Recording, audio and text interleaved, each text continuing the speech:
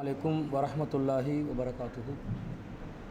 இன்னல் ஹம்தலில்லாஹ் நஹ்மதுஹு வ நஸ்தஈனுஹு வ நஸ்தக்ஃபிருஹு வ நஊது பில்லாஹி மின் ஷுரூரி அன்ஃபுஸினா மின் ஸய்யிஆத்தி அமாலினா மை யஹ்திஹில்லாஹு ஃபலா முலில்ல லஹு வ மை யுض்லில் ஃபலா ஹாதிய லஹு வ அஷ்ஹது அல்லா இலாஹ இல்லல்லாஹ் வஹ்தஹு லா ஷரீக லஹு வ அஷ்ஹது அன்ன முஹம்மதன் அப்துஹு வ ரசூலுஹு அம்மா பஅத். அகிலத்தை படைத்து பரிபாலிக்கக்கூடிய எல்லாம் வல்ல அல்லாஹ்வுக்கே புகழ் அனைத்தும். அல்லாஹுவின் சத்திய தூதர் எம்முயிரிலும் மேலான கண்மணி நாயகம் ஸல்லல்லாஹு அலைஹி வஸல்லம் அவர்கள் மீதும் அன்னவர்களை பின்பற்றி வாழக்கூடிய அனைத்து முஸ்லிம்கள் மீதும் எல்லாம் வல்ல அல்லாஹுவின் கருணையும் சாந்தியும் என்னென்னும் நிலவட்டுமாக. அன்பிற்குரிய அல்லாஹுவின் நல்லடியார்களே, புனிதமிக்க ரமலான் மாதத்தில் இறுதி பகுதியை அடைந்தவர்களாக நாம் இருக்கிறோம். இந்த அருமையான சந்தர்ப்பத்திலே அல்லாஹ்வுடைய மார்க்கத்தில் சில முக்கியமான செய்திகளை அறிந்து கொள்வதற்காக வேண்டி நாம் அனைவரும் இந்த இடத்திலே ஒன்று கொள்ளிருக்கிறோம். உங்கள் அனைவருக்கும் தெரியும், நபிகளாரின் நட்பண்புகளும் நன்னடத்தைகளும் என்ற தலைப்பிலே தொடர்ச்சியாக சில செய்திகளை நாம் பார்த்து வருகிறோம். அதிலே நேற்றைய தினம் நபிகளாருடைய நற்குணம் பொதுவாக எவ்வாறு அமைந்திருக்கிறது என்பதை பற்றிய செய்திகளை நாம் பார்த்தோம். இன்றைய தினம் நபிகள் நாயகம் ஸல்லல்லாஹு அலைஹி வஸல்லம் அவர்களுடைய வாழ்க்கையிலே இடம்பெற்ற, அவர்களுடைய வாழ்வியல் பண்பாக இடம்பெற்ற மிக முக்கியமான ஒரு நட்பண்பு தான் பெருமானாரின் பெருந்தன்மை. நபிகள் நாயகம் ஸல்லல்லாஹு அலைஹி வஸல்லம் அவர்கள் பொதுவாக எல்லா நற்குணங்களும் நிறைந்தவராக காணப்படுவார்கள். அதிலும் குறிப்பாக அதிகமளவில் பெருந்தன்மையை மேற்கொள்ளக்கூடியவர்களாக இருந்தார்கள். பெருந்தன்மை என்று சொன்னால் உங்களுக்கு தெரியும், நாம் பல மனிதர்களோடு சேர்ந்து வாழ வேண்டிய ஒரு நிலையில் இருக்கிறோம். ஒரு குடும்பமாக வாழுவோம், சமூகத்தோடு சேர்ந்து வாழுவோம். தனிமையாக வாழக்கூடிய வாழ்க்கை மனிதர்களுடைய வாழ்க்கையில் மிகவும் அரிதாக காணப்படுகிறது, மிகவும் குறைவாகத்தான் இருக்கிறது. இப்போ பிற மனிதர்களோடு நாம் சேர்ந்து வாழுகின்ற நேரத்தில் நம்முடைய மனம் விரும்புகிற மாதிரியே பிறர் நம்முடன் நடக்க மாட்டார்கள். நம்முடைய மனம் விரும்பாதவைகள் அதிகமாக செய்வார்கள். நம்முடைய கருத்து ஒத்துக்கொள்ளக்கூடிய மனோநிலையில் பலரும் இருக்க மாட்டார்கள். பலதரப்பட்ட கருத்து முரண்பாடுகளுடன் பலவிதமான உணர்வுகளோடு தான் நாம் என்ன செய்கிறோம், மனிதர்களோடு வாழ்ந்து கொண்டு இருக்கிறோம். இந்த மாதிரி நேரத்தில் நம்மை வெறுப்பூட்டக்கூடிய, நமக்கு துரோகம் செய்யக்கூடிய, நமக்கு தீங்கிழைக்கக்கூடிய, நம்மை நோவினைப்படுத்தக்கூடிய விதத்தில் மனிதர்கள் நடந்து கொள்வார்கள்.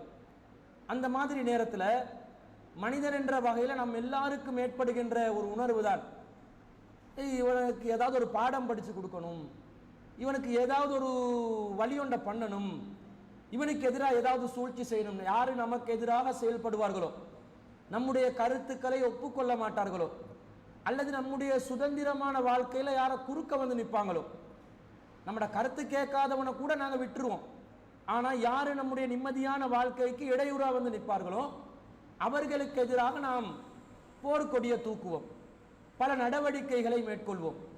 இந்த மாதிரி ஒரு பண்பு தான் இயல்பாகவே மனிதர்களுடைய வாழ்க்கையில் இருப்பதை நாம் பார்க்கிறோம். ஆனால் அல்லாஹ் ரப்புல் ஆலமீன் இந்த பண்பு நம்மிடம் இருக்கக்கூடாது என்று தடுக்கிறார்.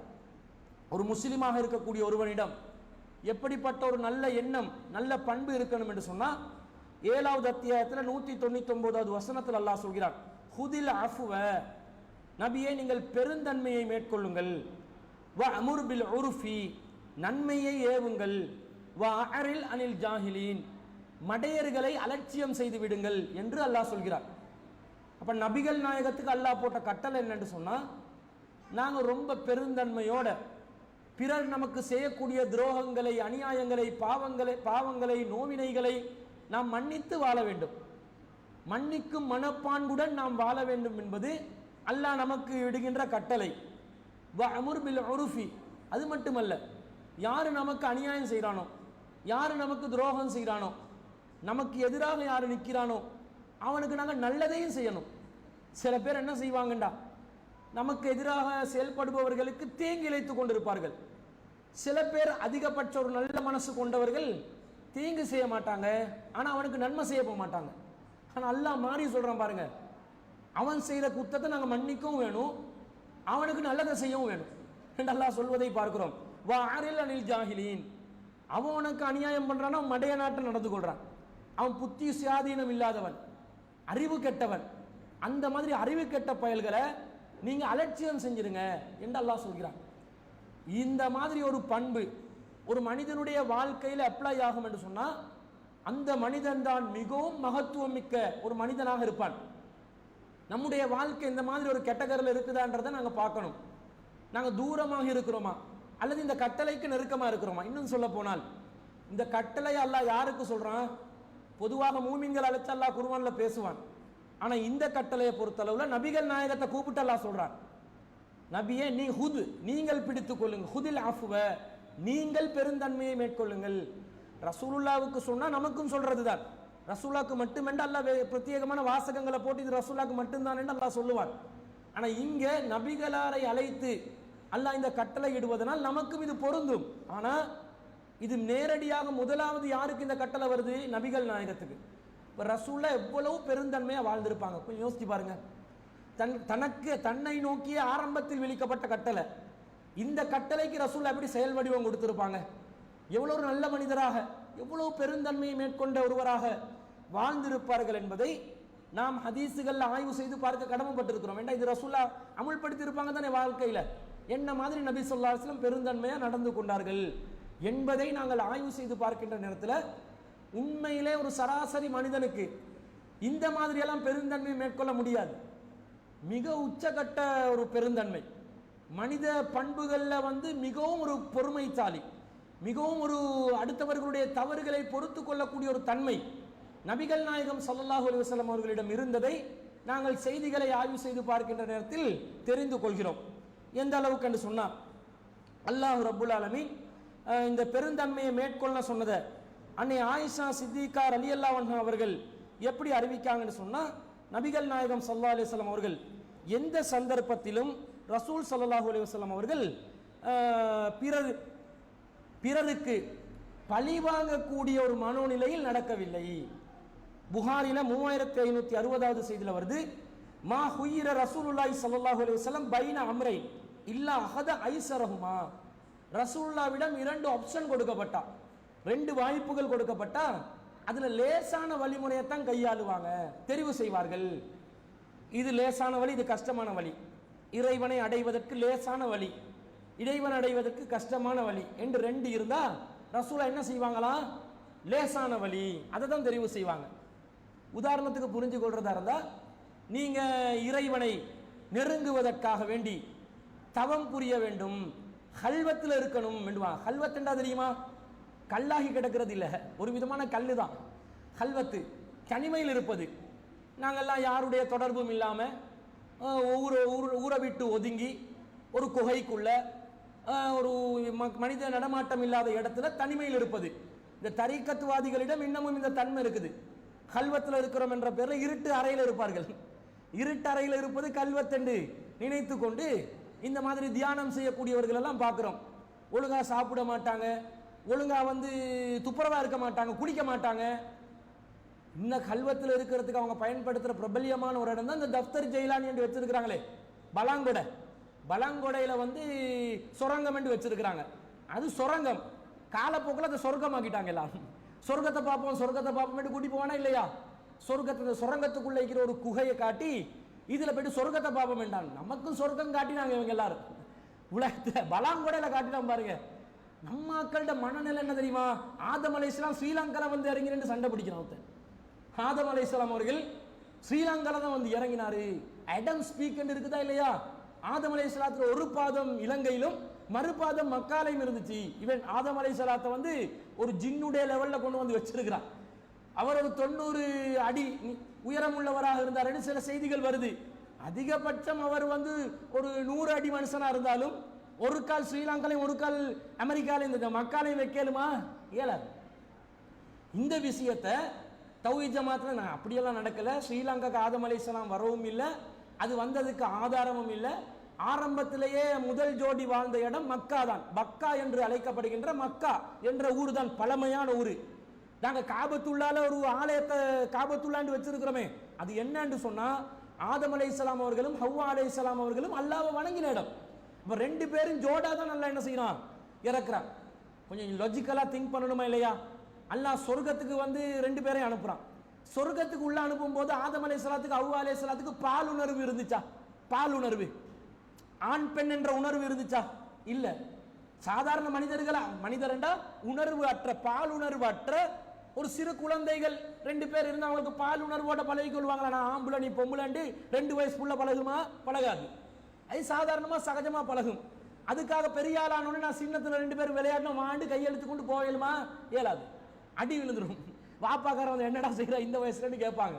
அப்ப ஆதம் அலைஹிஸ்ஸலாம் அவர்கள் பால் உணர்வு அற்ற நிலையில தான் இருந்தாங்க. அந்த நேரத்துல கூட ஆதம் அலைஹிஸ்ஸலாத்துக்கு அல்லாஹ் ஒரு ஜோடியை கொடுக்குறான் சொர்க்கத்துல. எதுக்கு? தொணன்னு பேசி கொண்டு இருக்கிறதுக்கு தான். வேற எதுக்குங்க? பொம்புல பேச விட்டா நிப்பாட்டுங்களா?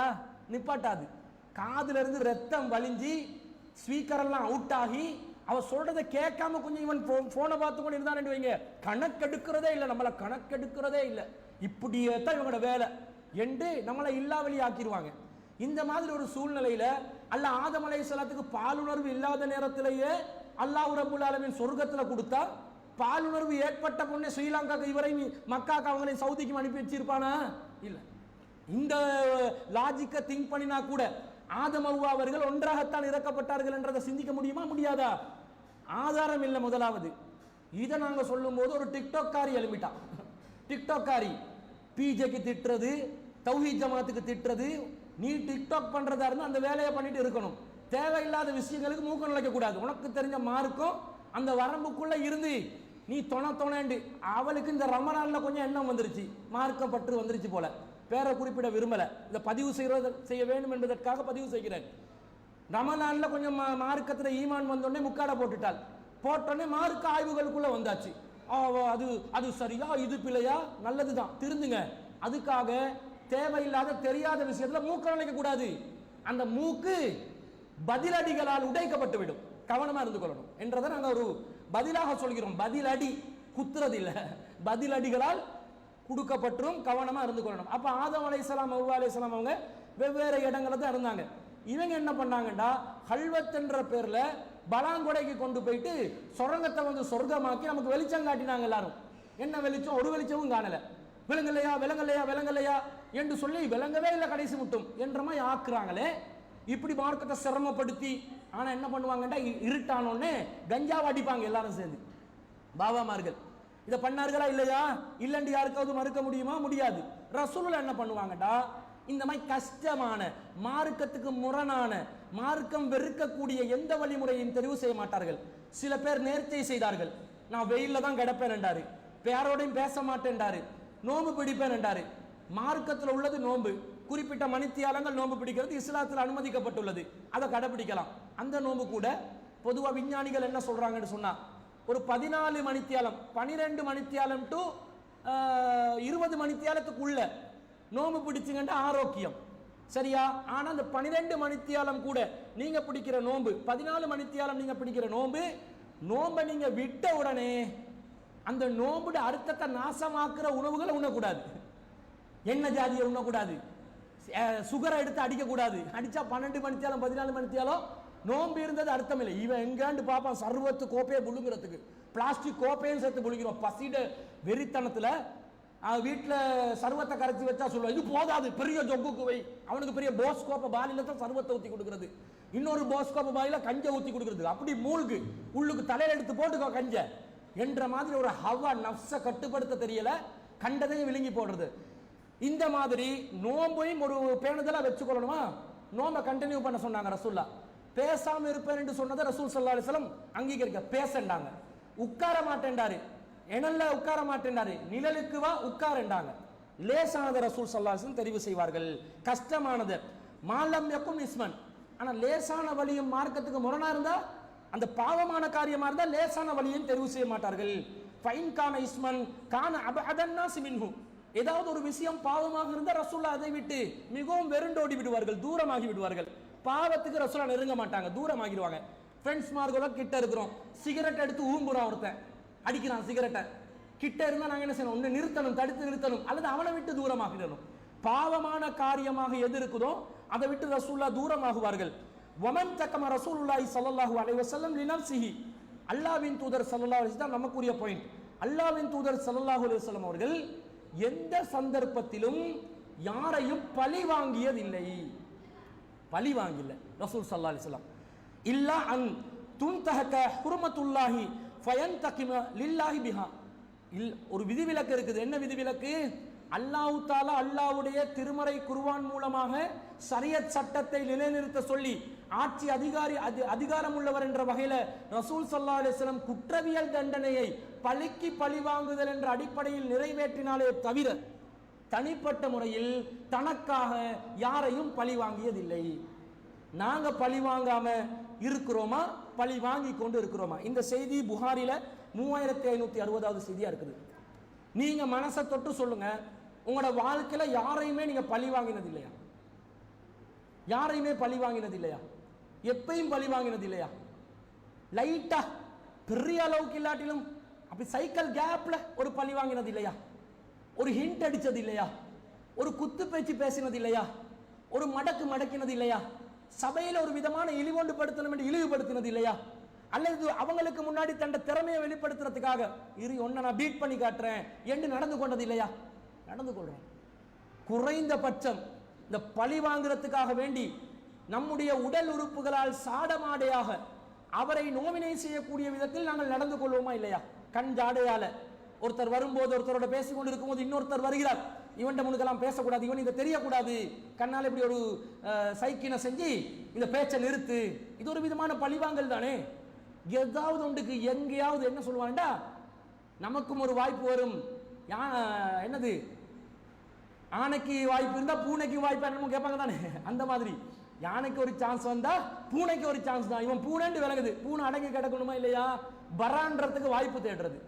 சைக்கிள் கேப்ல இருப்பான், ஒரு வாய்ப்பு கிடைச்சா படிச்சுடுவான், கணக்கு அடிச்சு விடுவாங்க.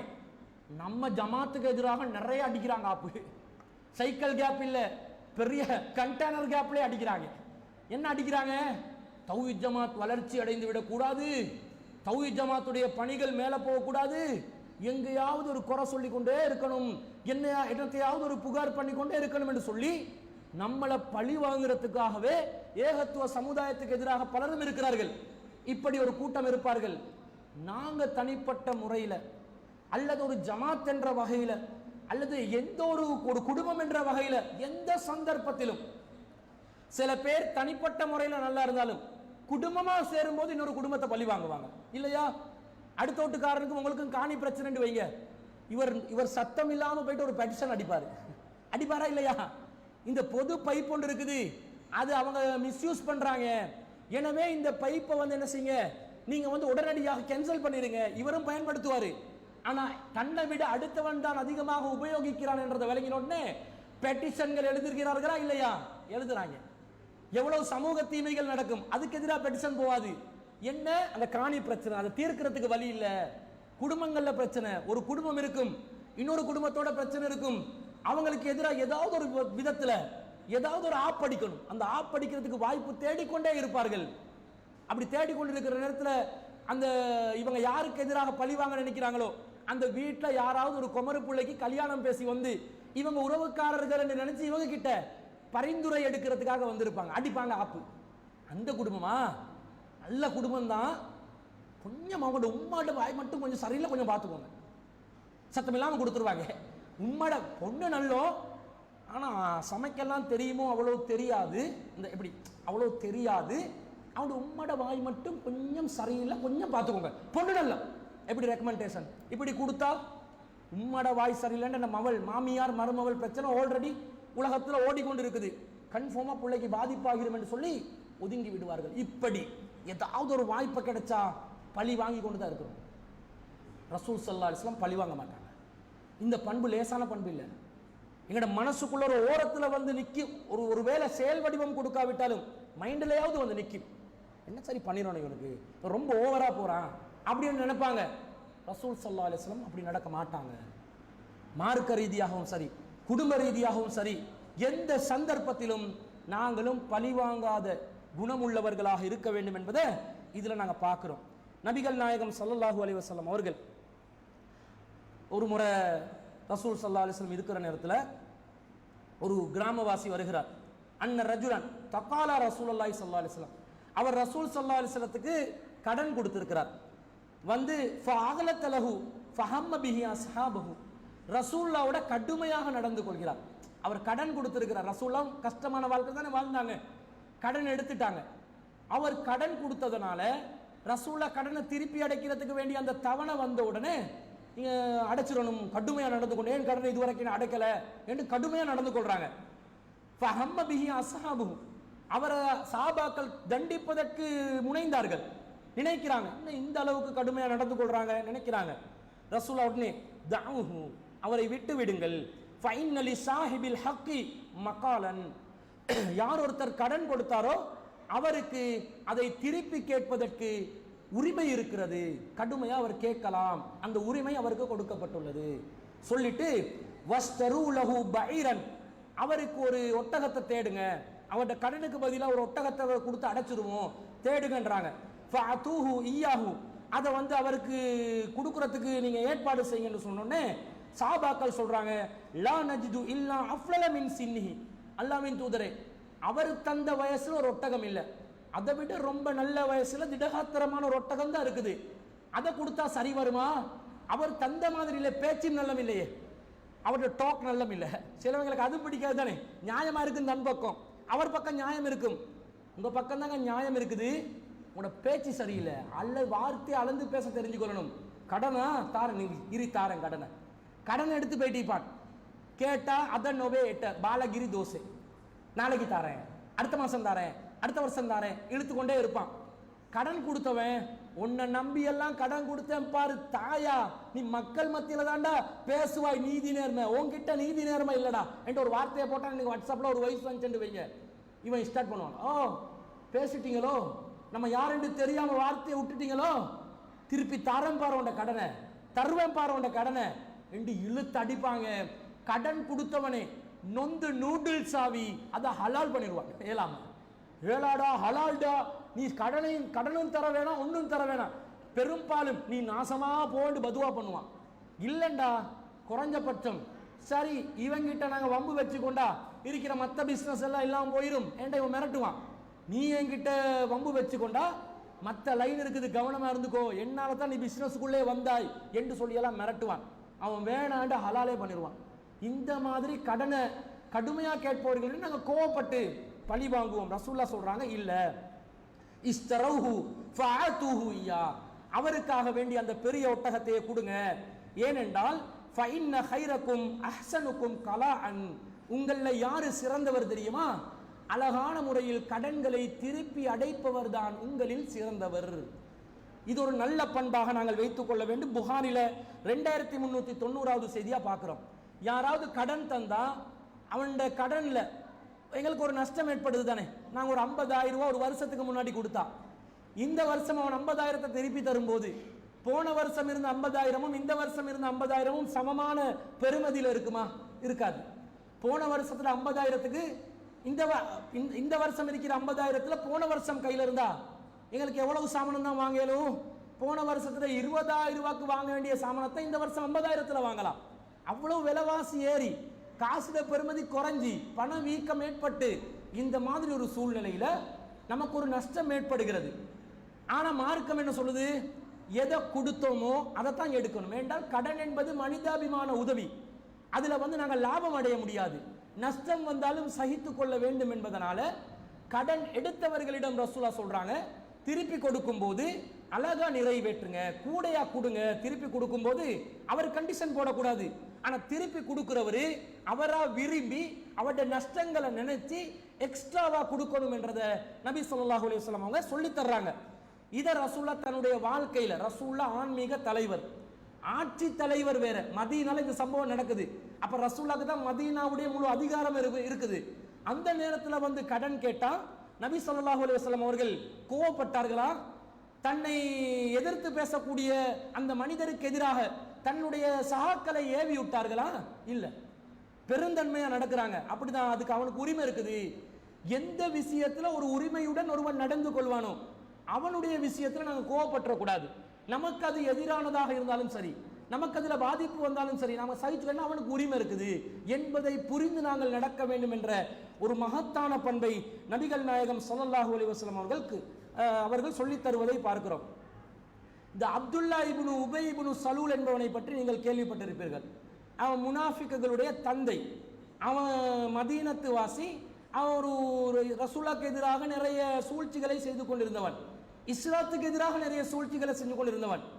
அந்த முனாஃபிக்குகளுடைய தந்தையாக இருந்த அப்துல்லா இப்னு உபை இப்னு சலூல் என்பவன் மரணித்து விடுகிறான்.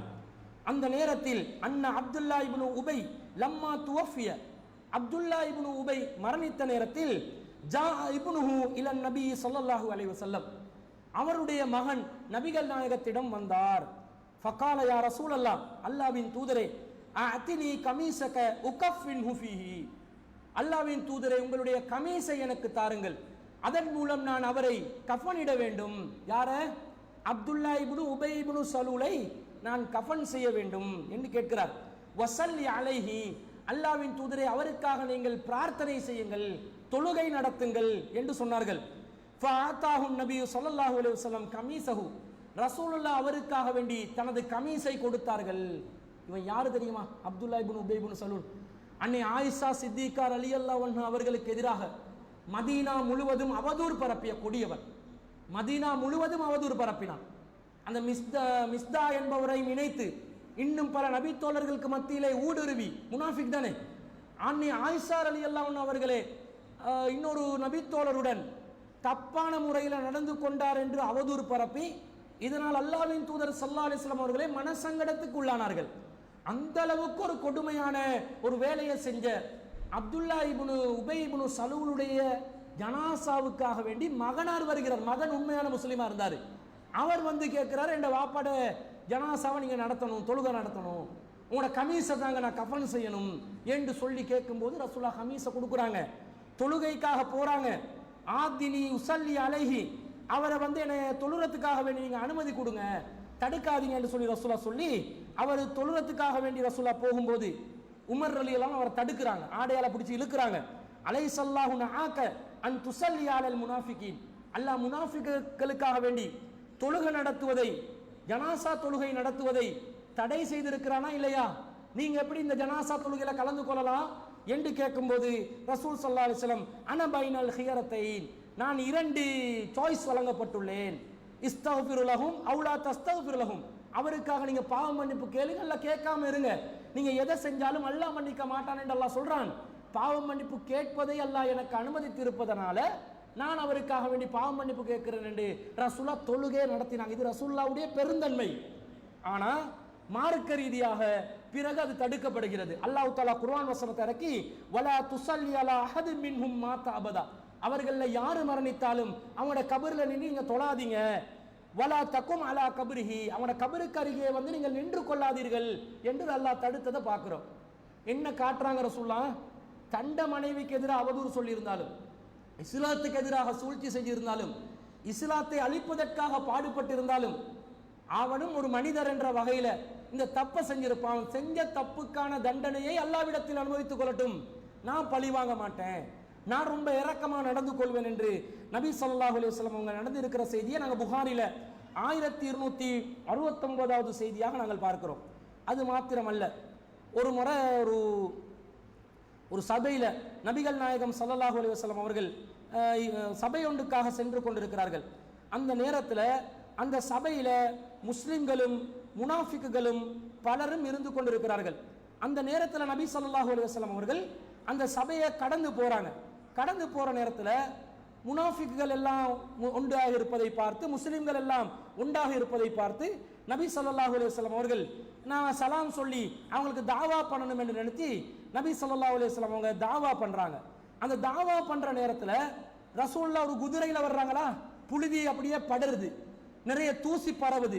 அந்த தூசி பரவுறத பார்த்த உடனே அப்துல்லா இப்னு உபை இப்னு சலூல், நான் சொன்னேன் இந்த முனாஃபிக் என்பவன், ஹம்மர அப்துல்லா இப்னு உபைய அன்ஃபஹு பிரிதாயி, ஒரு மேலாடையை எடுத்து அப்துல்லா இப்னு உபை என்பவன் அந்த தூசி பரவுறது தன்னுடைய முகத்துல வராம இருக்க இப்படி மறைக்கிறான். மறைச்சு சொல்றான், லா துகப்பிரு அலைனா, முஹம்மதே நீங்க எங்கட மேல தூசியை பரப்பி விட்டுட்டீங்க, இந்த மாதிரி வேலை செய்யக்கூடாது என்று சொல்கிறார்.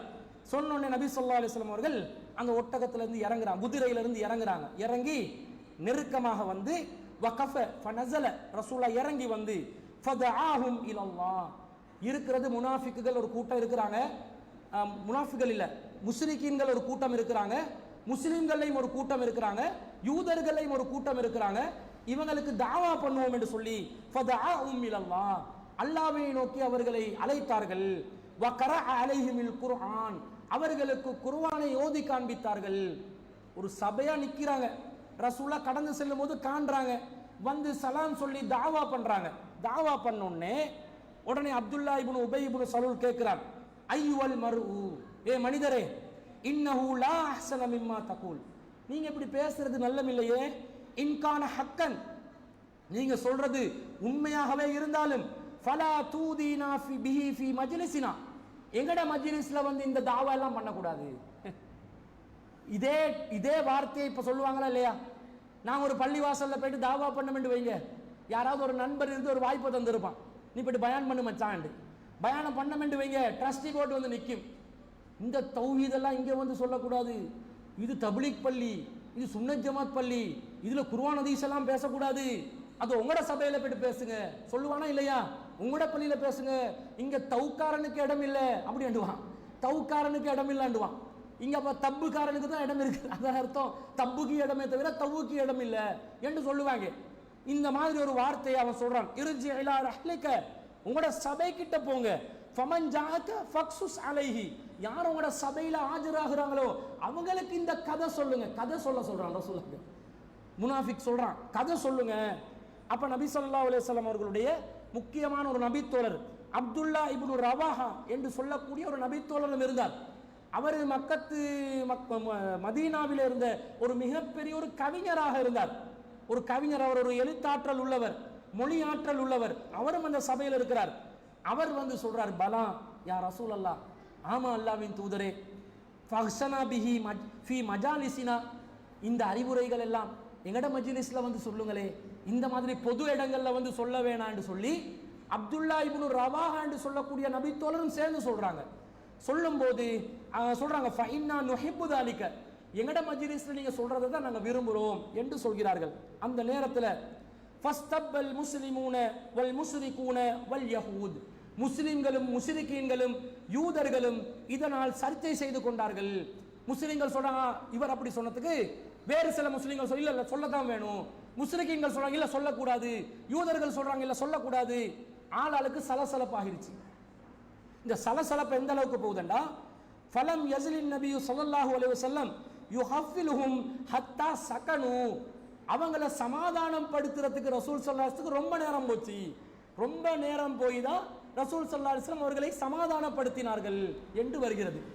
இப்ப நாங்களும் மார்க்கத்தை சொல்லும் போது சலசலப்புகள் வருமா இல்லையா? வரும். சலசலப்புகள் வாரதனால மார்க்கத்தை வந்து நம்ம சொல்லாம இருக்க முடியுமா? முடியாது, சொல்லிதான் ஆகணும். மார்க்கத்துல ஹக்கு ஏதோ அதை சொல்லணும். நாங்க சலசலப்பு வருது பிரச்சனை வருதுன்னு சொல்லாம இருக்க முடியாது. இந்த வேறு வரல அண்மை இந்த ரமலான்ல ஒரு பயான் நிகழ்ச்சிக்கு போயிட்டு இருந்தேன். பேர நேரத்தில் ஒரு ஜும்மால உரை நிகழ்த்திட்டு ஒரு அறிவிப்பு செய்கிற நேரத்தில், இன்ஷா அல்லாஹ் இப்படி ஒரு வேலை திட்டம் செய்கிறோம், உங்களோட உதவிகளை செய்யுங்க, இந்த மாதிரி இந்த பள்ளிவாசல் ஊடாக சில பணிகள் நடக்குது, அதுக்கு நீங்கள் ஒத்துழைப்பு வழங்குங்கன்னொன்னே சில பேர் இன்ஷா அல்லான்னு சொன்னாங்க. அந்த கோரஸா வரும் இன்ஷா அல்லாஹ் வந்துச்சு. அப்போ நான் ஒரு வார்த்தை சொன்னேன், தப்லீக் ஜமாத்தை இன்ஷா அல்லாஹ் சொல்ல வேணாம், தௌஹீத் ஜமாத்தை இன்ஷா அல்லாஹ் சொல்லுங்க அப்படின்னு சும்மா சாதாரணமாக சொன்னது.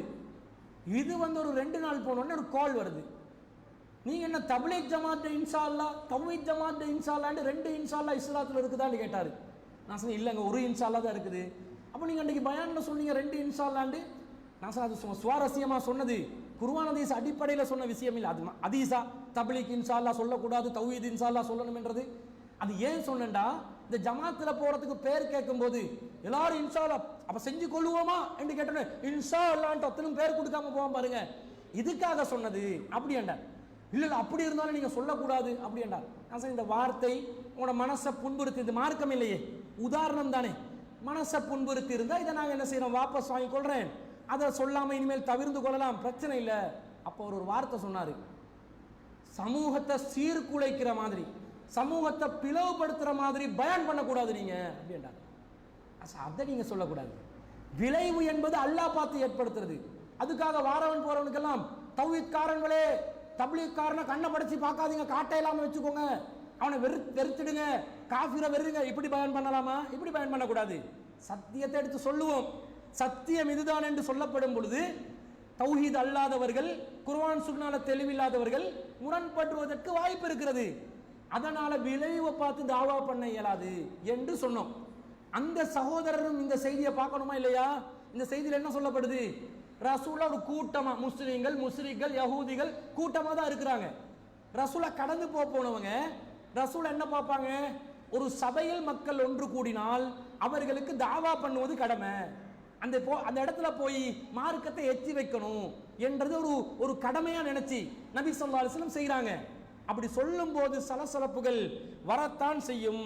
அப்படி சொன்னதனால ரசூலா அந்த சபையில சொல்லும் போது சலசலப்பு வருது. அதுக்கு பிறகு ரசூலாவே அமைதிப்படுத்துறாங்க. பக்கத்துல இருந்து அப்துல்லா இப்னு ரவாஹா என்ற நபித்தோழரும் எங்கட மஜ்லிஸ்ல நீங்க செல்லுங்க என்று சொன்னது ரசூலாக்கு கொஞ்சம் கவலையா போகுது. இவர் வேற இப்படி சொல்லிட்டார் என்று நபி ஸல்லல்லாஹு அலைஹி வஸல்லம் அவர்கள் சஅத் இப்னு உபாதா ரலியல்லாஹு அன்ஹு அவர்கள், இந்த சஅத் இப்னு முஆத் ரலியல்லாஹு அன்ஹு சம்பந்தமா நாங்க ரமலான்ல ஆரம்பத்துல பார்த்தோம். அவர் ஹவுஸ் குலத்தை சேர்ந்தவர். இந்த சஅத் இப்னு உபாதா என்பவர், சஅத் இப்னு உபாதா என்று சொல்லக்கூடியவர் ஹஸ்ரஜ் குலத்தை சேர்ந்தவர். அவர் முக்கியமான ஒரு நபித்தோழர். அவர் சுகம் இல்லாமல் இருக்கிறார். அவரை பார்க்க போற வழியில தான் ரசூல் ஸல்லல்லாஹு அலைஹி வஸல்லம் இந்த சபையை கண்டு தாவாவை பண்ணினாங்க. சஅத் இப்னு உபாதா ரலியல்லாஹு அன்ஹு அவர்களை நபி ஸல்லல்லாஹு அலைஹி வஸல்லம் பார்க்க போனோம். அவர் மக்கா மதீனால ஒரு தலைவர் தானே. கண்ட உடனே ரசூலுல்லாஹ் சொல்றாங்க, யா சஅத் அலம் தஸ்மா மா கால அபூ ஹுபாப், இந்த அபூ ஹுபாப் என்ன சொன்னான் என்றதை நீங்க கேட்டீங்களா? உங்களுக்கு அது கேள்விப்படலையா என்று கேட்கிறாங்க. அபூ ஹுபாப் என்றா அப்துல்லா இப்னு உபை இப்னு சலூல்ட ஒரு சிறப்பு பேர், புண்ணியத்தான பேர். அபூ ஹுபாப் என்ன சொன்னான் என்று பார்க்கலையா என்று கேட்கிறாங்க.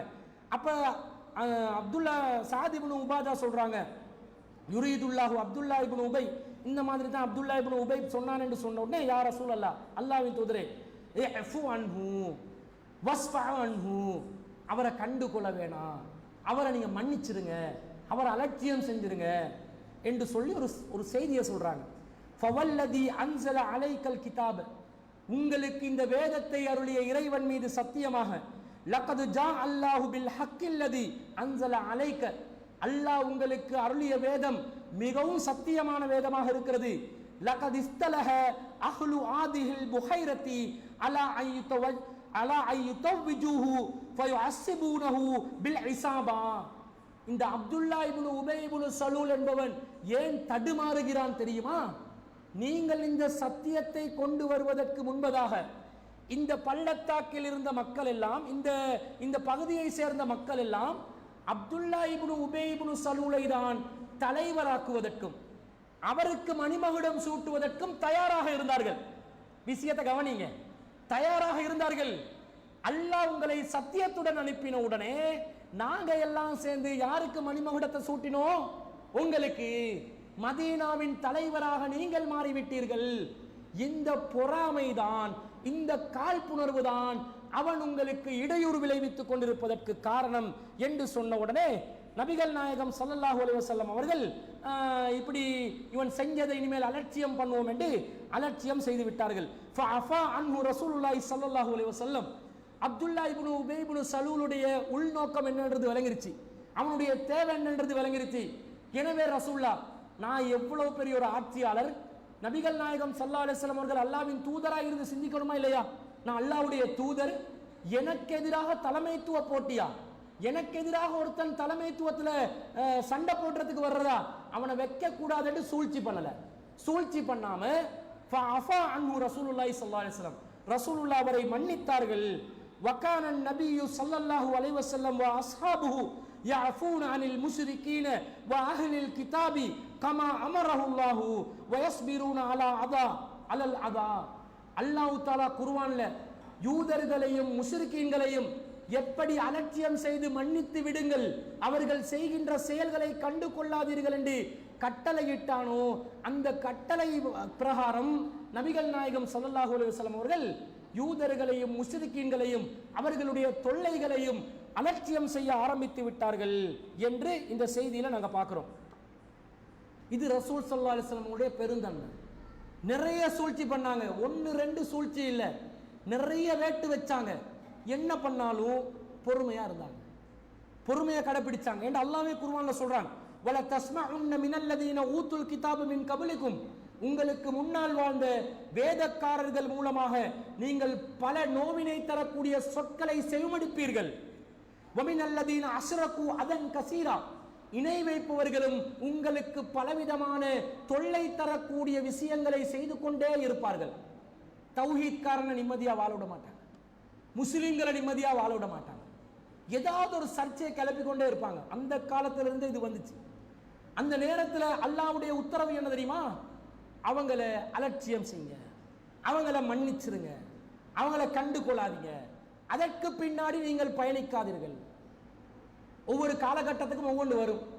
திடீரென்று முஸ்லீம் தனியார் சட்டம் வேண்டுவான், அது முஸ்லிம்களை வயன் பண்ணி விடுறது. அதுக்கு ஏதாவது முடிவு கட்டுறானா? அரசாங்கம் முடிவு கட்டுறானா? முடிவு கட்ட மாட்டான். காலம் முழுக்க அந்த பிரச்சனையை ஓட்டி கொண்டே இருப்பான். ஒருத்தி திடீரென்று வருவாள், அவ தன்னை அமைச்சர் ரெண்டுவாள், இப்படி இப்படி முஸ்லிம்கள்ட்ட பிரச்சனை ரெண்டுவாள். பேரை கேட்டா சரோஜா ருக்மணி தேவி என்று பேர் வச்சு கொடுப்பாங்க. வந்து என்ன சொல்றது? முஸ்லிம்களோட சட்டம் அப்படி இருக்குது இப்படி இருக்குதுன்னுவான். இன்னும் சில கிறுக்கு பயல்கள் வருவாங்க, வைத்தியர்கள் என்ற பேர்ல முஸ்லிம்களோட சட்டம் அப்படி இருக்குது இப்படி இருக்குதுன்னுவாங்க.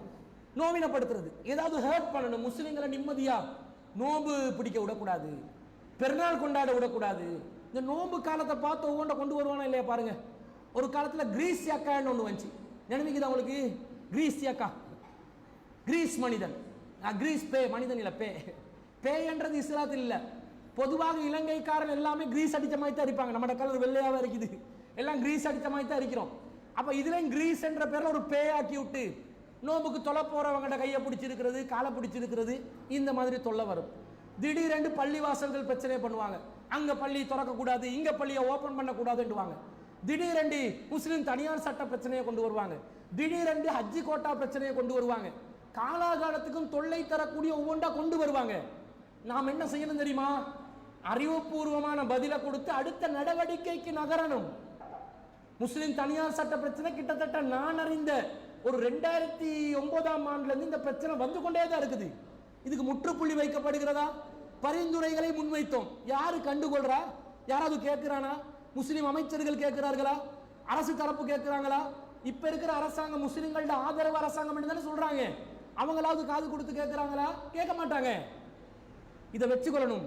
இதுக்கு சொல்லுவாங்க சிங்களத்தில் ஹிங்கன்னகை துவாலேண்டு, பிச்சைக்காரண்ட காயம் புண்ணு. அது இருக்க காட்டிலும் தான் அவனுக்கு என்னது? அவனுக்கு லாபம். புண்ணை காட்டி காயத்தை காட்டி தான் சம்பாதிப்பான். அந்த மாதிரி முஸ்லிம்களுடைய இந்த பிரச்சனைகளை காட்டி காட்டி காட்டி காட்டி நியாயமான அறிவுபூர்வமான குர்ஆன் சுன்னாட வாதங்களை எடுத்து ஒரு முடிவு கட்ட மாட்டாங்க. கண்ட மாதிரி பிரச்சனையை நீடிக்க கூடியதை நாங்க பார்க்கிறோம். இந்த மாதிரி வரும் பொழுது பதில கொடுங்க, அறிவுபூர்வமா கொடுத்துருங்க. அடுத்த நகர்வு அரசியல் தரப்புல இருந்து எடுக்க முடியுமான அளவுக்கு அழுத்தங்களை தெரிவிங்க. பழையபடி உங்களோட வாழ்க்கையை தொடர்ந்து கொண்டே இருங்க. பின்னாடி போயிட்டு கொண்டு இருந்தோம் வைங்க, சாதிக்க வேண்டிய நிறைய இருக்குது, அது எல்லாத்துக்கும் நேரம் இல்லாம போயிடும் என்றதெல்லாம் கவனிச்சு செயல்பட வேண்டும். இப்படிதான் முஸ்லிம் அல்லாதவர்கள் நடந்து கொள்வார்கள் என்ற செய்தியையும் நாங்கள் குர்ஆன்ல பார்க்கிறோம். இந்த மாதிரி சம்பவம் நடந்த பிறகு நபிகள் நாயகம் ஸல்லல்லாஹு அலைஹி வஸல்லம் அவர்கள் யூதர்கள், கிறிஸ்தவர்கள், முஸ்லிக்கீன்கள் தொல்ல தந்தா பொறுமையோடு அதை கையாண்டார்களே தவிர, அல்லாஹ் எப்ப பத்ர் காலத்திலே பிறருக்கு எதிராக இஸ்லாமிய அரசாங்கம் ஆயுதமேந்தி போராடலாம் என்று அறிவிக்கப்பட்டதோ அதுவரைக்கும் மௌனம் காத்தார்கள். அல்லாஹ் தஆலா இஸ்லாமிய அரசாங்கத்துக்கு போர் கடமையாக்கின உடனே 2ல் 1 பார்த்தாச்சு. யாரெல்லாம் வேட்டு வச்சாங்களோ எல்லாரையும் வெட்டி வீழ்த்தியாச்சு. அவர்கள் தரையில் கிடக்கும் மரக்கட்டைகளை போன்று காட்சியளிக்கப்பட்டார்கள். அதுதான் இஸ்லாத்திட வழி. ஒவ்வொன்றுக்கும் தொட்டத்துக்கும் பிடிச்சதுக்கும் கோவப்பட்டு கொண்டிருக்கிறது இல்லை. ஒரு கட்டம் வரும், அந்த கட்டத்தில் நியாயமான அடிப்படையில் யாரெல்லாம் அசத்தியவாதிகள் அநியாயக்காரர்கள் இருக்கிறார்களோ அவர்களை கருவறுப்பதற்கு சட்டத்தில் நமக்கு சட்டம் தானே, நமக்கு ஆயுதம் ஏந்த முடியாது தானே, இஸ்லாமிய அரசாங்கம் இல்லை தானே, நாங்கள் யாரையும் தாக்க முடியாது தானே. அதனால நமக்கு என்ன வழிமுறை? இவர்களை சட்ட ரீதியாக கருவறுக்கிறதுக்கு என்ன வழி இருக்குதோ அதை சிந்திச்சு செய்யணும். அதை சிந்திச்சு செய்யாம சும்மா கத்தி கொண்டு கிடக்கிறதுனால எந்த ஒரு பலனும் ஆக போறதுன்னு இது புகாரில 4566வது செய்தியாக நாங்கள் பார்க்கிறோம். இந்த மாதிரி நபிகள் நாயகம் ஸல்லல்லாஹு அலைஹி வஸல்லம் அவர்கள் நடந்திருப்பதை நாங்கள் பார்க்கிறோம். ரசூல் ஸல்லல்லாஹு அலைஹி வஸல்லம் அவர்கள் ஒரு முறை ஹிஜ்ரத்துக்காக வேண்டி தயாராகிற செய்தி உங்களுக்கு தெரியும். ரசூலா ஹிஜ்ரத்துக்காக தயாராகிறாங்க. அப்படி தயாராகும் போது மக்கா காஃபிர்கள் எல்லாம் நபிகள் நாயகம் ஸல்லல்லாஹு அலைஹி வஸல்லம் அவங்கள்ட்ட தலைக்கு விலை பேசுறாங்க. ரசூலுல்லாஹ்வுடைய தலையை யாரு கொண்டு வர்றாங்களோ, அபூபக்கர் ரலியல்லாஹு அன்ஹு அவர்களுடைய தலையை யாரு கொண்டு வர்றாங்களோ அவங்களுக்கு நாங்க நிறைய தொகை கொடுப்போம், 100 ஒட்டகங்கள் கொடுப்போம். ஜாஅனா ருசுலு குஃபாரி குரைஷின், இந்த செய்தியை சுராகா பின் மாலிக் ரலியல்லாஹு அன்ஹு அவர்கள் அறிவிக்கிறார்கள். எங்களிடம் காஃபிர் குரைஷி காஃபிர்களுடைய சில தூதுவர்கள் வந்தார்கள். யா யஜ்அலூன ஃபீ ரசூலில்லாஹி ஸல்லல்லாஹு அலைஹி வஸல்லம் வ அபீ பக்ரின் தியத்த குல்லி வாஹிதின் மின்ஹுமா, ரசூல் ஸல்லல்லாஹு அலைஹி வஸல்லம் அவருடைய தலைக்கும் அபூபக்கர் ரலியல்லாஹு அன்ஹு தலைக்கும் விலை பேசினாங்க. எத்தனை விலை பேசினாங்க? 100 ஒட்டகங்களை விலை பேசினார்கள். அந்த சபையில் நானும் இருந்தேன். யார் சொல்றா? சுராகா பின் மாலிக் என்பவர். அவர் அந்த நேரத்தில் இஸ்லாத்தில் இல்லை, காஃபிரா இருக்கிறாரு. ரொம்ப பெரிய ஒரு போர் வீரராகவும் இருந்தார். விலை பேசுறாங்க. இந்த மாதிரி விலை பேசும் பொழுது நான் அந்த சபையில் இருந்தேன். நான் சத்தம் இல்லாம என்ன நடக்குதுன்னு பார்த்து கொண்டிருந்தேன். அந்த நேரத்தில் ஒரு சபையில் இருந்த ஒருவர் சொன்னார், யா சுராகா, சுராகாவே, இன்னி கது ராய்து ஆனிஃபன் அஸ்விதத்தம் பிஸ் சாஹிலி உராஹா முஹம்மதன் வ அஸ்ஹாபஹு, நான் ஒரு இடத்திலே ஒரு உருவத்தை கண்டேன். அந்த உருவம் அநேகமாக முஹம்மதும் அவருடைய தோழர் அபூபக்கருடைய உருவமாகத்தான் இருக்க வேண்டும். நீ என்ன நினைக்கிறாய் அப்படி என்றாங்க. சொன்ன உடனே சுராகா ரலியல்லாஹு அன்ஹு சொல்றாங்க, ஃபஅரஃப்து அன்னஹும் ஹும், அது அவர்கள் தான் என்பதை நான் விளங்கி கொண்டேன். ஆனால் நான் என்ன சொன்னேன் என்றா, இன்னஹும் லைஸூ பிஹிம், அது அவர்கள் இல்லை என்று சொன்னேன். வலாக்கின்னக ரஅய்த ஃபுலானன் வ ஃபுலானன், இன்னார் இன்னார் இன்னார நாங்கள் கண்டிருப்போம், நீ கண்டிருப்பாய் என்று நான் சொல்லி தசை திருப்பினேன் என்று சொல்லிட்டு இவர் நினைக்கிறாரு தான் தனியா போய் அந்த சொன்ன ஆளுக்கு இவர் தான் என்று சொன்ன அவர் போயிட்டு வெட்டிட்டு ஒட்டகத்தை எடுத்துக்கொள்வார் தானே. இவர் அவரை தசை திருப்பி நான் தனியா போய் முஹம்மதுடைய தலையையும் அபூபக்கருடைய தலையையும் நான் தனியா எடுத்து வரணும் என்று நினைத்தேன் என்றார். அதுக்கு பிறகு கொஞ்ச நேரம் அந்த சபையிலிருந்து நான் போறேன். போயிட்டு என் குதிரையை எடுத்து வருமாறு நான் சொல்கிறேன். என்னுடைய அடிமை பெண்ணிடம் என் குதிரையை நீ எடுத்து வா, ஒரு இடத்துல கட்டி வச்சிருக்கிறா, அந்த குதிரையை எடுத்து வர. இவர் யோசிக்கிறார், இப்ப 100 ஒட்டகம் அந்த வேலையெல்லாம் தலையில யோசனை. வாளை எடுக்கிறார், உருவிக்கொள்றார். இவர் வாளை உருவினார் வேற யோசனை என்றதுனால வாழ்ட அந்த முனை பகுதி இவருடைய கையிலையும் அந்த வாழ்ட கைப்பிடி பகுதி தரையிலும் இருக்குது. அப்படி தரையில் அந்த வாள் இழுப்பட்டு வர அப்படியே நிலத்தில் ஒரு கோடு விழுது. இவருக்கு அது கவனமும் இல்லாம போகுது. அப்படி வாராரு. வந்து பிறகு உடனடியாக குதிரை மேல ஒரு ஜம்ப். அவர் சொல்றார், என்னுடைய 2 கால்களும் தரையிலிருந்து ஒரே அடியாக ஆகாயத்தில் இருந்தது. உடனே குதிரை மேல நான் பாஞ்சிட்டேன். அவ்வளவு வேகம், அவர்கிட்ட ஸ்பீடா சொல்றாரு. வேகமா நான் குதிரையில ஏறினேன். ஏறிட்டு யோசிக்கிறாரு, என்ன நடக்குது, என்ன செய்யறது, இந்த வேலையை செஞ்சு இந்த டார்கெட்டை மிஷனை பண்ணி காசை சம்பாதிக்கிறதா, எதுக்கு நாங்க குறி பார்த்துருவோம் என்று சொல்லி, அந்த காலத்துல மக்கத்து காஃபிர்கள் குறி பார்ப்பாங்க, அம்புகள் எடுத்து குறி பார்ப்பாங்க. இவர் அவர் அம்பை எடுத்து குறி பார்க்கிறார். இந்த வேலையை நான் செய்யணுமா செய்யக்கூடாது. இவருக்கு அம்பண்டு வருது, என்னண்டு வருது தெரியுமா, செய்யக்கூடாது வருது. குறி பார்க்கறது இஸ்லாத்துல மார்க்கத்தில் அனுமதிக்கப்பட்டது இல்லை. அவர் காஃபிரா இருந்து ஜாகிலா இருந்து தான் செய்யறாரு. அது சிற்கான காரியம். நேரம் பார்க்கறது, சகுனம் பார்க்கறது. அப்ப அந்த கெட்ட சகுனம் கூட என்ன சொல்லுது, இதை செய்யாத என்று தான் சொல்லுது. அல்லாஹ் தஆலா அல்லாஹ்வின் தூதரை பாதுகாக்க நினைத்து இருக்கலாம். இவர் பார்க்கிறாரு, இது வேணாண்டுது, ஆனா நான் அந்த டார்கெட் அடையணும் என்று போறார். நபிகள் நாயகம் ஸல்லல்லாஹு அலைஹி வஸல்லம் அவங்கள துரத்தி கொண்டே போறார். அப்படி துரத்தி கொண்டு போன உடனே நபிகள் நாயகம் ஸல்லல்லாஹு அலைஹி வஸல்லம் அவரை இவர் நெருங்குறார். நெருங்கும் போது அபூபக்கர் ரலியல்லாஹு அன்ஹு ரசூலுல்லாஹ் அவங்களோட வாகனத்துல முன்பகுதியில, அபூபக்கர் அவர்கள் பின்பகுதியில, ரசூலா முன்னாடி பார்த்தே அந்த குதிரையை ரசூலா ஓட்டி கொண்டு போறாங்க.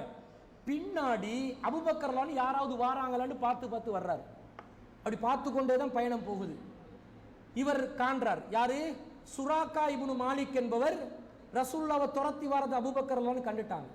கண்டு சொல்றாங்க, அல்லாஹ்வின் தூதரே, சுராகா நம்மளை பின்தொடர்கிறான். சென்ன உடனே நபி ஸல்லல்லாஹு அலைஹி வஸல்லம் வந்து ஒரு துஆ கேட்குறாங்க. என்ன துஆண்டு இல்லை, ஆனா சுராக்கா பின் மாலிக் சொல்றாரு, துக்கர்ரிபுபி ஹத்தா இதா சமயத்து கிராத் ரசூலுல்லாஹி ஸல்லல்லாஹு அலைஹி வஸல்லம், நான் ரசூலுல்லாவை நெருங்கினேன். எந்த அளவுக்கு நெருங்கினேன்டா, ரசூலுல்லாவுடைய கிராத் சத்தம் என்ற காதுக்கு கேட்டுச்சு. அந்த அளவுக்கு நான் கிட்ட வந்துட்டேன். ரசூலுல்லா வந்து பிரார்த்தனை தான் செய்யறாங்க, இவருக்கு கிராத் மாதிரி கேட்குது. கிட்ட வந்துட்டேன். வஹுவ லா யல்தஃபிகு யல்தஃபிது, அவர் பின்னுக்கு திரும்பி பார்க்கல. அபூபக்கர் யுக்ஸிரு பில் இல்திஃபாத்தி, அபூபக்கர் அதிகமாக திரும்பி திரும்பி பார்த்து கொண்டிருந்தார். நான் ஆனால் கிட்ட நெருங்கிட்டேன். இந்த நேரத்தில் ரசூல்லா கேட்ட அந்த துஆவுடன் எந்த குதிரை என்ன செய்து மண்ணுக்குள்ளே புதைய ஆரம்பித்து விட்டது. என் குதிரையின் பாதங்கள் மண்ணுக்குள்ளே புதைய ஆரம்பித்து விட்டது. இவர் கீழே விழுந்துட்டாரு. இவர் 100 ஒட்டகத்துக்கு விலை பேசுறதுக்கு வந்தவர், 2 தலைக்கு 200 ஒட்டகம், நல்ல ஒரு பிசினஸ் தான், கோடீஸ்வரன் ஆகிடலாம் என்று பின்னாடி வந்தா துரத்தி வந்தது யாரென்று தெரியாது. பெரிய ஒரு ஆக்கள் 2 பேர் தான் துரத்தி வர்றாங்க. இந்த சமூகத்திலே மிக சிறந்த 2 பேர் அவர் துரத்தி வராரு. அவருடைய குதிரை மண்ணுக்குள்ள புதையுது. உடனே வந்து அவர் கீழே விழுந்தவர் எழும்பி குதிரையும் இழுக்கிறாரு, அது வருதில்லை வெளியே, ரொம்ப சிரமப்படுறார். பிறகு எப்படியாவது அந்த குதிரையை வந்து அவர் வெளியே எடுத்துட்டார். மண்ணில் இருந்து எடுத்தோன்னே அவர் பார்க்குறாரு, திரும்ப அம்பை எடுத்து இந்த வேலையை நான் செய்யணுமா செய்யக்கூடாதா என்று பார்க்குறாரு.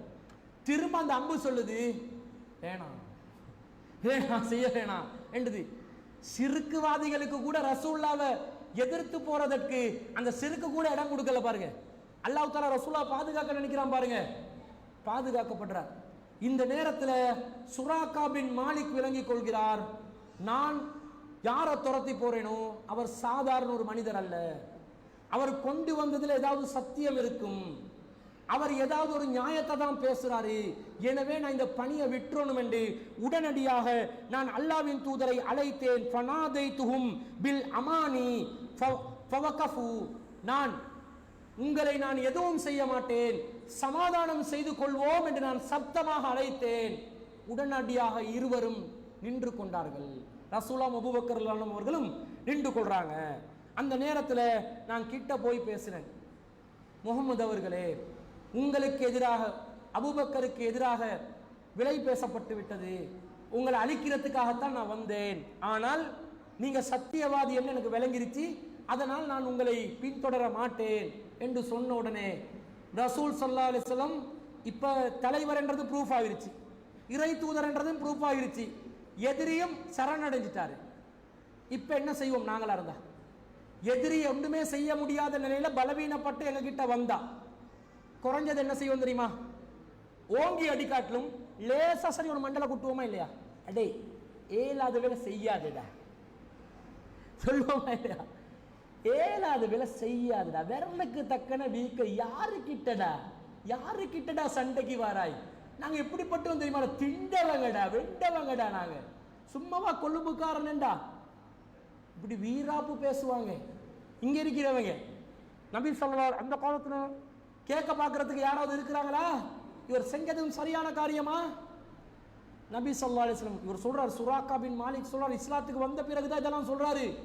நான் ஆச்சரியப்பட்டேன், என்கிட்ட எதையுமே கேட்கல, நீ ஏண்டா வந்தாய், எங்களை கொல்ல வந்து உன்னோட மனசுல எங்களை கொல்லணும் என்று 5 நிமிஷத்துக்கு முதல் எண்ணம் இருந்துச்சா இல்லையா? சொல்லு. இப்படி கேட்பாங்களா இல்லையா? சொல்ல கேட்கல, அப்படியே விடுறாங்க, எதையுமே கேட்கல. என்னுடைய கையிலே பல பொருட்கள் இருந்தன, அவற்றை நபிகள் நாயகமும் அபூபக்கரும் பறிக்கவும் இல்லை. பொருளை ஊரே விட்டுட்டு போறாங்க, மறு இவண்ட பொருள் எதுக்கு? எதையும் பறிக்கவும் இல்லை. அவர் சொல்கிறார், பிறகு நான் ஏண்ட உயிருக்கு ஆபத்து வந்து விடுமோ என்று நினைத்து ஏண்ட உயிருக்கு பாதுகாப்பு கிடைக்குமா, ஒரு ஒப்பந்தம் எழுதி தரலாமா அப்படி என்று கேட்டேன். கேட்ட நேரத்தில் நபிகள் நாயகம் ஸல்லல்லாஹு அலைஹி வஸல்லம் அவர்கள் உடனடியாக ஒரு ஒப்பந்தத்தை செய்யுமாறு நபித்தோழர் ஒருவருக்கு கட்டளை இடுகிறார். ஆமிர் இப்னு ஃபுஹைரா என்று சொல்லக்கூடிய நபித்தோழருக்கு, இவருக்கு உயிருக்கு உத்தரவாதம் அளிக்கும் ஒரு ஒப்பந்தத்தை எழுதி கொடுங்க. அவர் ஒரு தோல்ல உடனடியாக ஒரு ஒப்பந்தத்தை எழுதி கொடுத்து அனுப்புறாரு. நீங்கள் மதீனாவுக்கு வந்தால் மக்கத்து காஃபிராக உங்களை கருத மாட்டோம், உங்களை வந்து அபயம் பெற்ற ஒருவராக ஆக்குவோம் என்று சொன்ன உடனே அவர் சொல்கிறார், அல்லாஹ்வின் தூதரே, நான் இஸ்லாத்திற்கு வருகிறேன், கலிமா சொல்றேன் என்றான். கலிமா சொல்லி இப்போ ரசூலா கிட்ட கேட்கிறாரு, நான் இஸ்லாத்துக்கு வந்துட்டேன், என்ன செய்யணும்? ரசூலா சொன்னாங்க, ஒன்றும் செய்ய தேவையில்ல, நீங்க இந்த இடத்திலே இருங்க, யாராவது எங்களை துரத்தி வந்தா அவங்கள தாக்குங்கன்ட்டு ரசூலா போயிட்டாங்க. காலையில் காஃபிராக இருந்த மனிதர், ஒரு ஒரு 2 மணி நேரத்துக்கு முன்னாடி காஃபிராக இருந்த மனிதர் அல்லாஹ்வின் தூதருடைய இந்த மன்னிக்கும் மனப்பாங்கை பார்த்து முஸ்லிமாக மாறிவிட்டார். அவர் கலிமாவை சொல்றாரு. பிறகு அந்த சுராக்கா பின் மாலிக் அவரே தான் இந்த செய்தியை அறிவிக்கிறார். ரலியல்லாஹு அன்ஹு, அவர் அல்லாஹ்வினால் புரிந்து கொள்ளப்பட்ட ஒரு நபித்தோழராக மாறிவிட்டார். அல்லாஹ்வின் தூதருடைய தலைக்கு வேலை பேசி வந்தவர் அல்லாஹ்வின் தூதருடைய தொண்டராக மாறிட்டார். இந்த செய்தியை நாங்கள் புகாரில 3906வது செய்தியா பார்க்கிறோம். இப்படி ஏராளமா இருக்குது. ஒரு மாச காலத்துக்கு ரசூல்லா பிறரை மன்னித்த செய்திகள் அடுக்கி அடுக்கி சொல்லலாம். ஒரு நல்ல மாடுக்கு ஒரு சூடு அட்டுவாங்க தானே, நல்ல மாடுக்கு ஒரு சூடு வச்சா போதும். ஒரு பானை சோறுக்கு பதம் பார்க்கறதுக்கு சரியா வெந்து இருக்குதா, சரியா சமையல் நடந்திருக்குதான்னு பார்க்கறதுக்கு ஒரு கரண்டி, ஒரு அகப்ப கரண்டி போட்டு எடுத்தா போதும். எல்லாம் தேவையில்லை. ரசூல்லா தனக்கு எதிராக வந்தவர்களை மன்னித்திருக்கிறார்கள். உங்களோட வாழ்க்கையில உங்களுக்கு எதிராக நடந்தவர்களை நீங்க மன்னிச்சிருக்கிறீங்களா? சொல்லுங்க, மன்னிச்சிருக்கிறீங்களா? ஒருத்தர் சொல்லுங்க, என் வாழ்க்கைக்கு எதிராக வந்த ஒருத்தரை நான் மன்னித்திருக்கிறேன். சொல்லுங்க. ஞாபகத்துக்கே வருது இல்லையா? மன்னிக்கிறதே இல்லையா யாரையும்? என் வாழ்க்கையில் என்னோட கடுமையா வந்து நின்றுக்கிறான், அவனை நான் மன்னிச்சுட்டேன், மன்னிக்கிறேன். இல்லை இப்ப உங்களோட மனசுல சில பேரை பழி வாங்கணும் என்ற எண்ணம் இருக்கும், சில பேரை கருவறுக்கணும் என்ற எண்ணம் இருக்கும், சில பேருக்கு எதிராக நடவடிக்கை எடுக்கணும் என்ற எண்ணம் இருக்கும். இப்ப சொல்லுங்க, அல்லாஹ்வின் தூதருடைய இந்த உயர்ந்த பண்புக்கு முன்னாடி அந்த எண்ணத்தை நாங்கள் கண்டினியூ பண்ணலாமா? என்ற மாமிக்காரி இருக்கிறாள், குட்டுக்குறம் பார், அவளுக்கு ஒரு டைம் வரட்டும், கிளவிய கக்கூஸ்ல வலிவு விழ வைக்கிறனா இல்லையா பாரு. சில பேர் இருப்பாங்க, சில மாமிக்காரிகள் இருப்பாங்க, இந்த மர்மவன் இருக்கிறாரே மவனை பிரிச்சு கொண்டு போயிட்டான், பட்டு பாவி, இருடி இருடி, இந்த முந்தானில முடிச்சு போட்டியா இல்லையா, நான் செய்கிறேன் பாரு. கிளவி யோசிக்கும், பயங்கர கிளவி, கட்டுமையான திட்டங்கள் எல்லாம் தீட்டும். இப்படி பார்க்கிறோம். சில நண்பர்கள் இருப்பாங்க, கொஞ்ச நாளைக்கு முன்னாடி நண்பன்டாண்டு இப்படி போட்டு சொல்லிப்பான். இப்ப என்ன நினைப்பான், அவன் என் பெஸ்ட் ஃப்ரெண்ட் வச்சிருந்தேன், செஞ்சான் பாரு ஒரு வேலை, எனக்கு பேசி வச்சிருந்த பொண்ணு அவன் கல்யாணம் முடிச்சான். நிறைய பெஸ்ட் ஃப்ரெண்டு அப்படி கழுத்த இருக்கிறது. அவனுக்கு நான் வழி பண்றேன், குடும்பத்தை பழி வாங்கணும், இப்படி யோசிப்பாங்க. இப்படியெல்லாம் யோசிக்காதீர்கள். இது அற்பமான உலகம். இந்த உலகத்தில் எங்களுக்கு எதிராக யாரும் சூழ்ச்சி செஞ்சாலும் சக தொழிலாளர்கள், சக வியாபாரிகள், எங்களோட பணிபுரியக்கூடியவர்கள், ஆபீஸ்ல வேலை செய்யற நேரத்தில் ஒருத்தி இருப்பா, எப்ப பாரு கரை கரை, எங்களை வெட்டுறதே அவட வேலை, இருடி உனக்கு ஒரு வேலை பண்றேன், ஒரு நாளைக்கு கொஞ்சம் பள்ளி வெட்டை ஒன்று எடுத்து உன்னை டீல கரைச்சி விடுற நெறி. இதெல்லாம் ஆக்களை நாசமாக்குறதுக்கு நான் டெக்னிக் சொல்லி கொடுக்கல, இப்படியெல்லாம் செய்யாதீங்கன்ற. இப்படியெல்லாம் யோசிப்பாங்களா இல்லையா? யோசிப்பாங்க. இந்த மாதிரி யோசித்தால் நாங்கள் அல்லாஹ்வின் தூதரை ஃபாலோ பண்றதுல அர்த்தம் இல்லை. நாங்கள் அடுத்தவங்களை போல ஆகக்கூடாது. மிஸ்டேக் நடக்குது, விளங்குது, மன்னிச்சிடுவோம், அல்லாஹ்க்காக மன்னிக்கிறேன். சரி, அல்லாஹ்க்காக மன்னிச்சண்டா திருப்பி திருப்பி அதை நினைவு காட்டக்கூடாது. நீங்க எங்கட பரம்பரை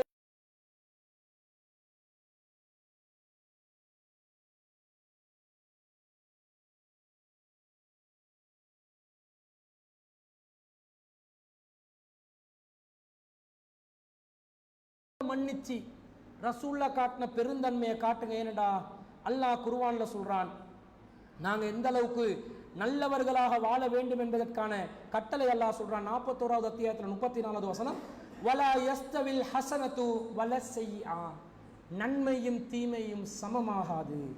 இத்ஃபா பில்லதி அஹ்ஸன், நன்மையை கொண்டு தீமையை அகற்றி விடுங்கள்.